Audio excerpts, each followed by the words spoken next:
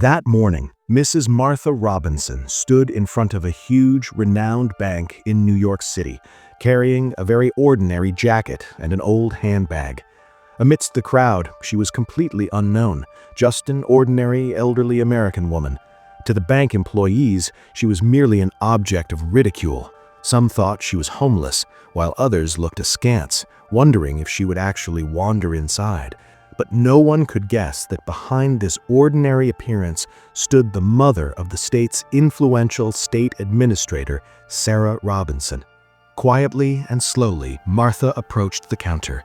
Jessica was standing there, with a stern look, chewing gum, and a slight sneer on her lips. Martha took out a check with trembling hands and said, "Dear, I came to withdraw money from the bank. Could you please look at this check?" Jessica didn't even look at the check properly before quickly raising her face.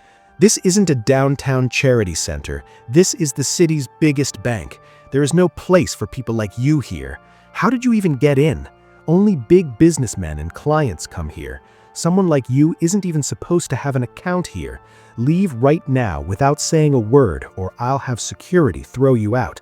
Martha softened her voice and said, "Child, look at the check first. I need to withdraw $50,000 in cash." Hearing this, it was as if a fire ignited inside Jessica. Without looking at the check, she screamed in a sharp voice, "Is this a joke? $50,000? Do you know what you're saying? How can I believe someone like you has that many dollars? Get away from here, or I'll hand you over to the police." Hearing the commotion, the bank manager, Mr. Thompson, came forward and asked, "What is happening here?" Jessica replied, "Look, sir, this beggar woman claims she has $50,000 in the bank." Hearing this, without a second thought, Mr. Thompson slapped Martha Robinson hard on the cheek. While such an incident is unimaginable in a place like America, the manager's arrogance had blinded him. Unable to balance herself from the blow, Martha collapsed to the ground. Bystanders and staff were shocked. No one dared to say a word. The manager angrily said, "Where is security? Throw this beggar out of here. Who knows where they come from?" Jessica abruptly dragged Martha to the bank lobby and forcibly pushed her outside. Everyone watched in silence, faces down. Some couldn't hide their disappointment, while others simply averted their eyes. No one knew that this insulted, ordinary woman was actually the mother of State Administrator Sarah Robinson. Meanwhile, the scene of her mother's humiliation was being recorded on the bank's security cameras. Back at her apartment, Martha Robinson could no longer hold back her tears. With shaking hands, she called her daughter. As soon as the phone was answered, she spoke in a tearful voice. "Sarah, the insult I had to endure at the bank today. No one even spoke a kind word to me. Instead, they threw me out, thinking I was a beggar." Hearing this, Sarah was shocked. Then, hardening her voice, Sarah said, "Mom, you were insulted like that? Treated like a beggar? I will not accept this. I am coming right now. Tomorrow I will take you to the bank myself to withdraw the money. Let's see who insults you then." The next morning, Sarah set off to the bank with her mother, wearing an expensive black business suit and sunglasses.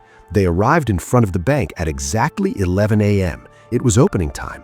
As they entered, curious eyes turned toward them just like the day before, an ordinary mother in a jacket, and beside her, a young woman in smart attire. Jessica pretended not to recognize them. Slowly, the mother and daughter approached the counter. Just like the previous day, the same face, Jessica, was sitting there shuffling through papers. Sarah said politely, "Excuse me, can you help? My mother needs to withdraw money for some urgent work. Here is the check. Could you please check it?" Jessica looked the two of them up and down. A faint smile appeared on the corner of her lips, and she said with a hint of sarcasm, "You might have come to the wrong place. This branch isn't for ordinary customers. We handle high-profile clients here." Sarah smiled calmly, keeping a slight warmth in her eyes, and said, "That's fine. Just check the check. If it doesn't match, we will leave on our own." Reluctantly, Jessica took the check, a shadow of annoyance in the corner of her eyes. "It will take time. Sit down," she said coldly. Sarah sat her mother in the waiting lounge to the side. She gave her mother a bottle of mineral water, then sat silently herself. The atmosphere around them felt different. Usually, famous CEOs, influential officials, or clients arriving in limousines came to this American bank. So this mother and daughter seemed like an exception. People began to whisper. All the murmurs, all the slanted glances, Sarah listened quietly.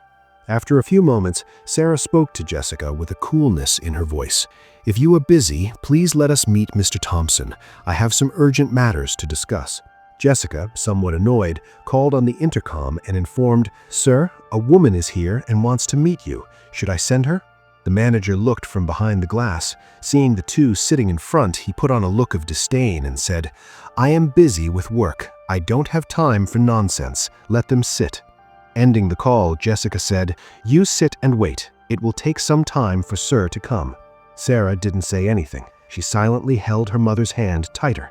Seeing her mother's anxiety, she squeezed her hand and said, "Mom, it seems they won't do anything. I have to handle this myself now." With calm but firm steps, Sarah stood up. She adjusted her blazer, then looked up and said, "I will go meet the manager in his cabin myself."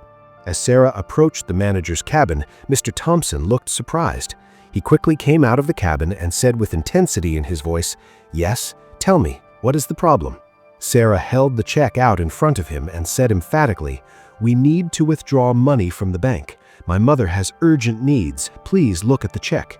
The manager raised his voice in anger upon seeing the check and said, "When there is no money in the account, how is this kind of transaction possible?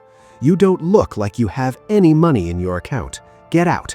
Though Sarah's face remained calm, a different kind of determination shone in her eyes. Without saying anything, she placed the check on the table and said, "Okay, we are leaving, but a request. Please open this check once. It might be useful to you." Saying this, she held her mother's hand tightly, turned around, and began walking toward the door. But stopping near the door, Martha Robinson turned back and looked at the manager. "Son, you will certainly regret this behavior. Time will fix everything." The entire bank fell silent for a moment. The manager suddenly laughed and said, "People say whatever they want in old age. Go on, no need to worry about this." He went back and sat in his chair. The check remained on the table, unseen, unopened. He still didn't realize that hidden within this ordinary check was a truth that could end his career. Within 10 minutes, black SUVs and police cars with sirens blaring arrived in front of the bank. With them were officers from the state security force. Sarah, now wearing her official ID card around her neck and carrying a briefcase, entered the bank again. Behind her were armed bodyguards. As they entered, an unfamiliar silence spread. Everyone stared. Without saying a word, Sarah walked straight toward the manager's cabin. The woman Thompson had belittled and insulted yesterday, today her daughter stood before him with immense power. Sudden fear struck the manager's face. Trembling, he rose from his cabin. Sarah spoke in a slow, sharp voice. "Mr. Thompson, the behavior you showed yesterday, you will have to suffer the consequences today. You didn't just disrespect my mother, you trivialized the honor of many ordinary citizens. Now is the time for judgment." The manager stammered. "Who are you?" Sarah said angrily. "Shut up. Do you know who you are standing before?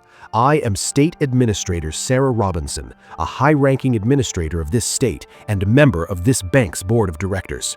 And she is my mother, whom you and your staff treated inhumanely."